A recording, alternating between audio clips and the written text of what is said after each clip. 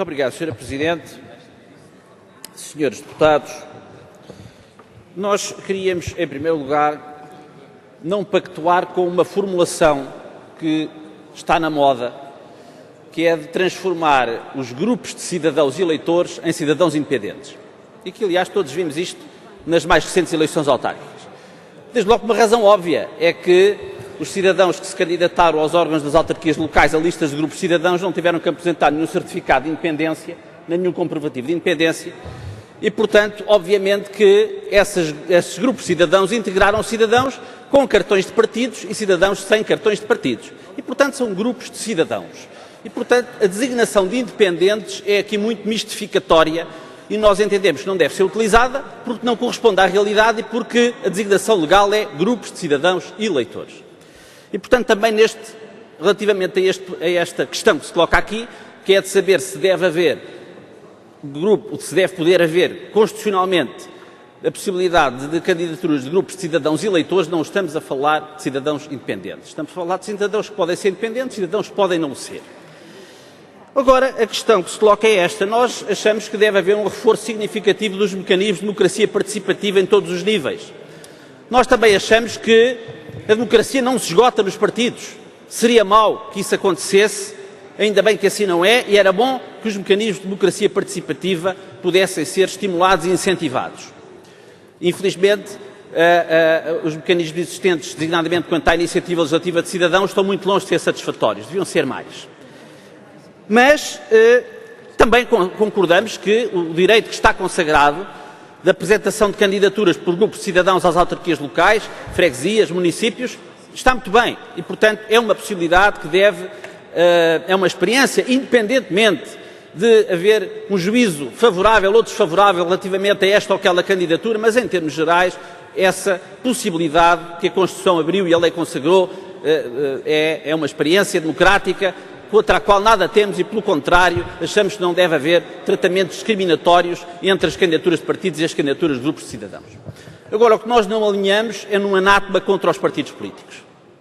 Achamos que não deve haver nenhuma estigmatização dos cidadãos que fazem parte de partidos políticos e que se integram em candidaturas apresentadas por partidos políticos, seja a que nível for, seja a nível de freguesia, de município ou relativamente à Assembleia da República. Mas relativamente à Assembleia da República a situação é diferente. Os partidos políticos não estão consagrados na Constituição apenas em sede de candidatura para a Assembleia da República, no artigo 151 que aqui se invoca, mas desde logo nos princípios fundamentais da Constituição, no artigo 10º, que estabelece que os partidos políticos concorrem para a organização e para a expressão da vontade popular no respeito dos princípios da independência nacional, da unidade do Estado e da democracia política, e daí que, em nome da unidade do Estado, seja constitucionalmente proibida a criação de partidos de âmbito meramente regional. Isto também tem algumas implicações quando aqui se propõe que um grupo de cidadãos se possa candidatar a um determinado círculo eleitoral.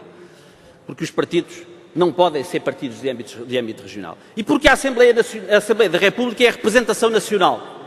Não é uma soma de representações locais. Os deputados representam todo o país e não representam apenas os círculos eleitorais por onde são eleitos. E, portanto, um cidadão que se candidata para a Assembleia da República é um cidadão que se propõe representar todo o país e representar um projeto político e um projeto de governo para o país. E é isso que se pede. Ou seja, o que se pede a uma candidatura à Assembleia da República é que apresente, que tenha um mínimo de representatividade, que é aferida através da exigência de 7.500 assinaturas de cidadãos para constituir um partido político, que tenha um projeto nacional para o país que se proponha participar na governação do país. Ora bem, e se é isto que se exige, aquilo que se exige para uma candidatura à Assembleia da República é que exista, efetivamente, um partido político, chame-se partido, chame-se movimento, chame-se o que quiser.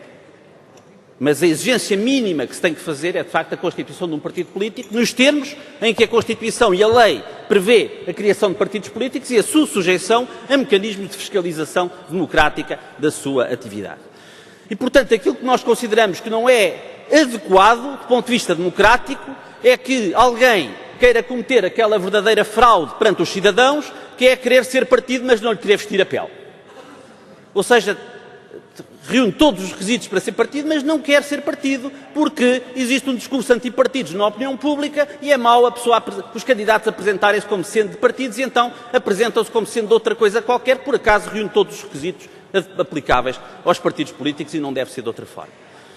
E, portanto, nós chamamos a atenção para os perigos que comportam para a democracia a insistência num discurso anti-partidos.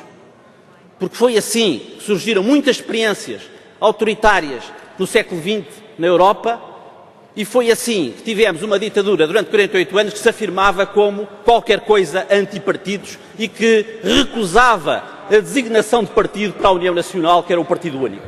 Esse partido dizia nos seus estatutos que não era um partido porque era contra os partidos.